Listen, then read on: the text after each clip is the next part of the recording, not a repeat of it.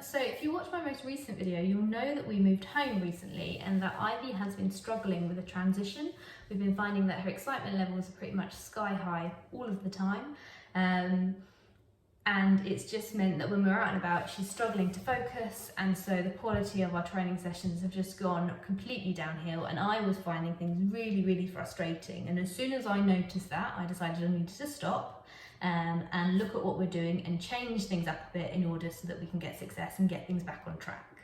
And so I've made some tweaks and adjustments to what we're doing out in the field, but I've also made a lot of tweaks to what we're doing at home, and I think they're probably more important than what we're doing out in the field, because it's just meaning that I'm encouraging her to remain calm and to manage herself better at home in just all of our little day-to-day interactions, all the little things that we do. And I think that has a massive effect then when we go out and about, because she's in a much better place at the start of an outing. Which means she's got more scope to do some of the exciting things without completely losing the plot. So none of this is particularly exciting, none of it is revolutionary, but it's just the basics that I think I've got a bit complacent with, and so I'm reinstilling them with her. So hopefully it's interesting. So all of the behaviours that I'm working on in this video are centred around the auto sit or the default sit, which is the behaviour that I was first introduced to through Jane Arden, and she talks about it in her book Mission Control. So I'll include a link in the description for that, because it's a brilliant book for anybody that's got a high drive dog. And essentially, the auto sit is the dog managing themselves and making the decision to put themselves in that controlled position in order to get access to the things that they want. And what I really like about the approach is that it means that I'm not having to nag her to offer behaviours. She is learning to manage herself effectively, which makes things so much easier for both of us. So when we kick off training this behaviour, I do start out asking her to sit.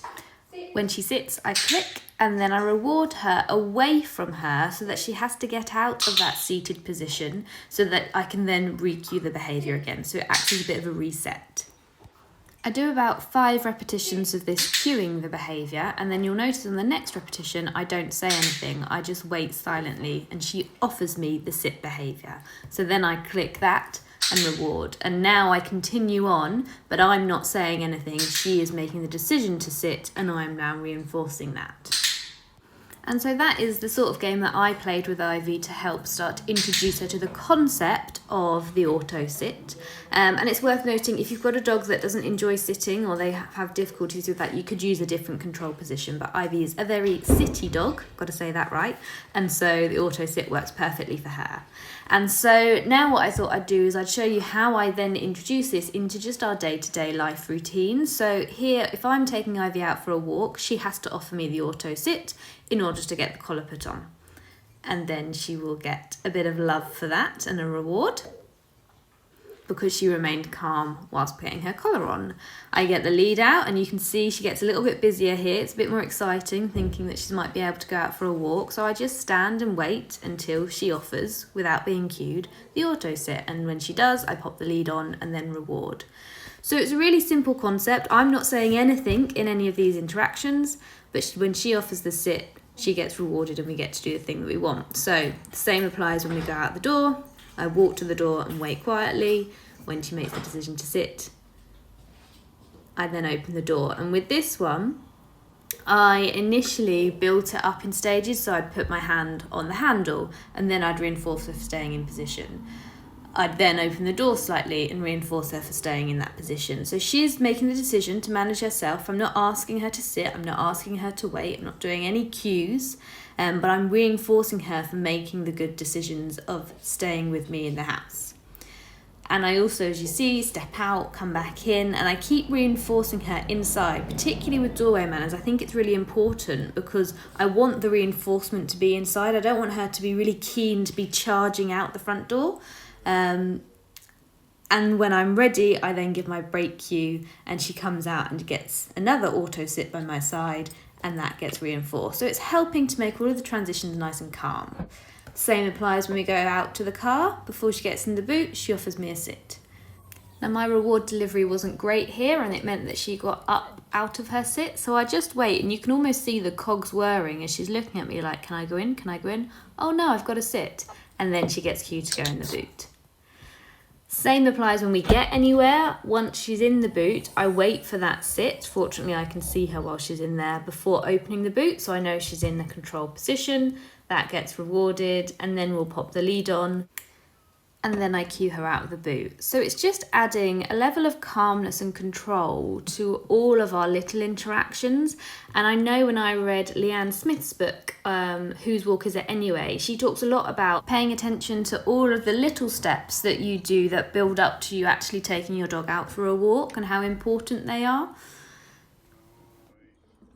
And since I have started paying more attention to these kind of transition aspects, I've been noticing a real benefit, and Ivy has been a lot calmer and we have been able to get more success when we're out and about. So they're definitely worthwhile kind of spending time on. And it's all stuff that I did with her when she was a pup, and I'm kind of annoyed at myself a bit that I've let it slip.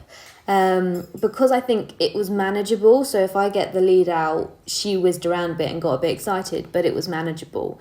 And by taking that kind of a bit of a slack approach, it's meant that things have continued to slip, and as a result it's now got to the stage that it is unmanageable and it is having negative consequences on our outings. So I just thought it was an interesting one just to put out there, because it's these little things that I think people don't really talk about as much. You talk about training specific behaviours, not what you do at home on your little interactions, but I think they are so important.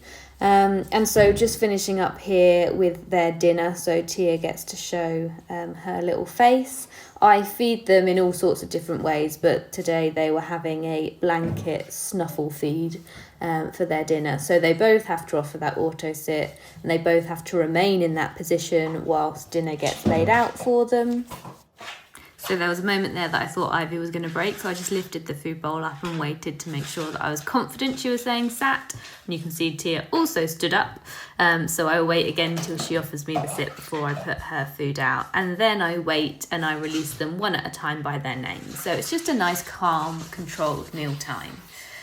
And I think it's important to note that in this video, I'm rewarding her every time because we're reintroducing it. I'm trying to build the value back in that behaviour of the auto sit. But as the behaviour becomes more reliable, they will be transitioned into more environmental rewards. But I hope you found that interesting. It's a little bit different to what I normally do, but I've been finding this has been really, really beneficial, so I thought it was valuable for me to share it. As always, if you have any tips, any advice or any questions, please feel free to pop them in the comments below, and thanks for watching.